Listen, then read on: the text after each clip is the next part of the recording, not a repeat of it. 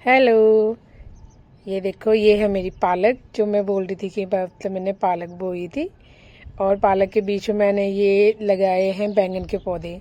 अभी इनको ज़्यादा दिन नहीं हुई है, मुश्किल से 3 या 4 दिन हुए हैं इनको लगाए हुए। और तब इनमें सिर्फ 2-2 पत्तियां थी, अभी देखो कितनी सारी आ गई है। और पालक भी देखो कितना अच्छा हो रखा है। तो ये पालक मैंने मार्च में ही बोया है। और ये मैंने एक जगह इकट्ठे इसके सीड बोए थे ना बैंगन के, तो ये अभी मैंने 2-3 दिन ही हुए हैं, मैंने ये इनमें लगा दिए हैं।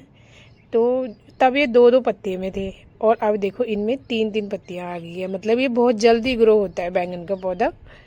तो आप इसको लगा सकते हो इस टाइम मार्च में। आपको पता है कि जिस टाइम मार्च में जो चीज़ें हम लगाते हैं ना उनमें बैंगन का पौधा भी होता है। तो हम बैंगन के भी पौधे लगा सकते हैं। देखो कितनी जल्दी जल्दी ये ग्रो हो रहे हैं।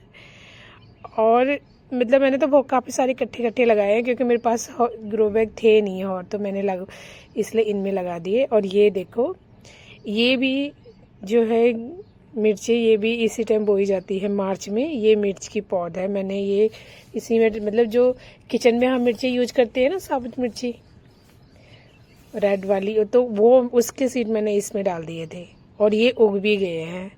मैं यही ट्राई कर रही थी कि ये उगते हैं कि नहीं उगते, वरना मुझे वहाँ जो बीज भंडार होता है वहाँ से लाने पड़ते। बट ये ना सारे उग गए हैं, देखो मिर्च के बीज। और अभी तो ये इसी में है, लेकिन जैसे अभी ज़्यादा नहीं, लेकिन 1 वीक के बाद मुझे इन्हें भी ग्रो बैग में लगाना पड़ेगा, वरना ये फिर अच्छे से ग्रो नहीं हो पाएंगे क्योंकि काफ़ी सारे हैं ना।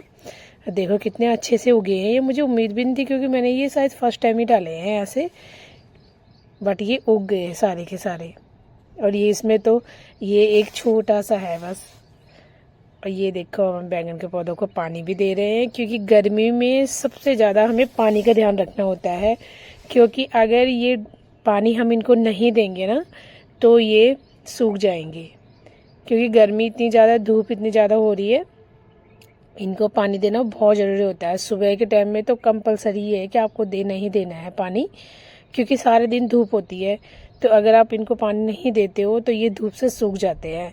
अगर ये भी सोचे कि नहीं सुबह टाइम नहीं लग रहा शाम को, लेकिन नहीं, आपको ना सुबह टाइम निकालना चाहिए पानी देने के लिए, कि जिससे ये पौधे हमारे जिंदा रहें।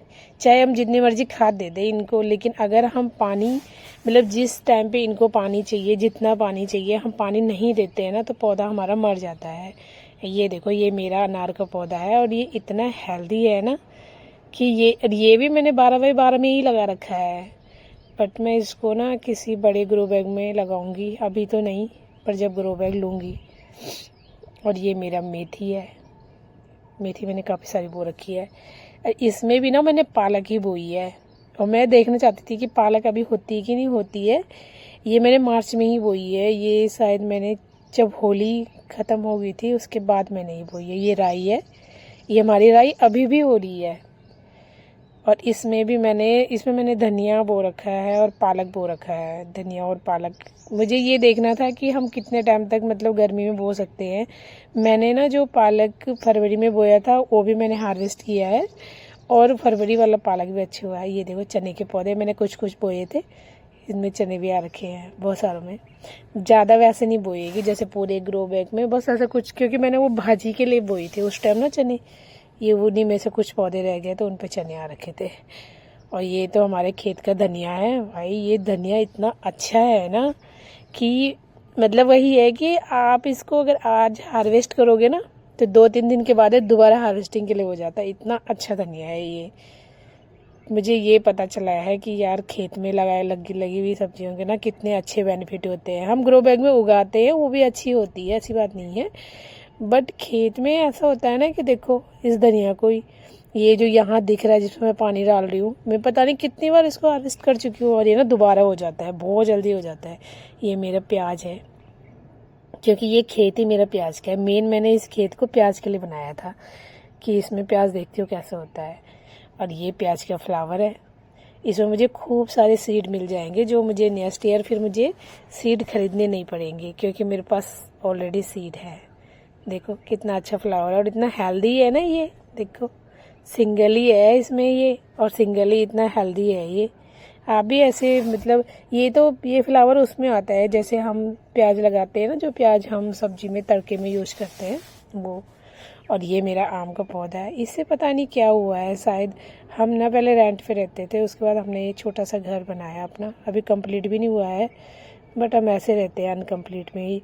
तो इसे यहाँ आके पता नहीं इसके पत्तों को क्या हुआ, इसके सारे पत्ते ना सूख गए थे और अब इसमें ना ये नए पत्ते आ रहे हैं किसी किसी टहनी में, बल्कि अभी पूरे में भी नहीं आए हैं, किसी किसी टहनी में आ रहे हैं।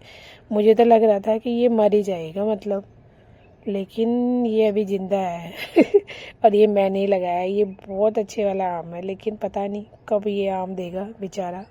इसको 5-6 साल से तो ऊपर ही हो गए हैं।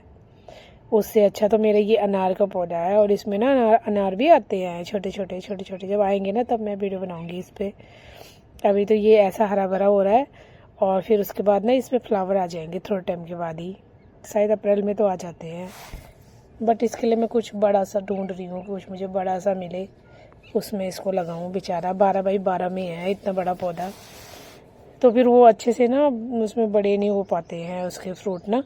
जब अनार इसमें आते हैं तो छोटे छोटे ही रहते हैं। देखो इसके लिए देख रही हूँ कि मैं इसके लिए कुछ बड़ा सा ढूंढूं जिसमें इसे लगा सकूं और इसमें ना फिर बड़े बड़े अनार आए, क्योंकि इसको भी मेरे शायद 5 और 6 ईयर हो चुके हैं इस पौधे को ना मेरे। तो ये मुझे लग रहा है कि ज़्यादा बड़ा ना इसीलिए नहीं हो रहा है, क्योंकि मैंने छोटे से ग्रो बैग में लगा रखा है इसको, और मुझे इसे चेंज करना पड़ेगा।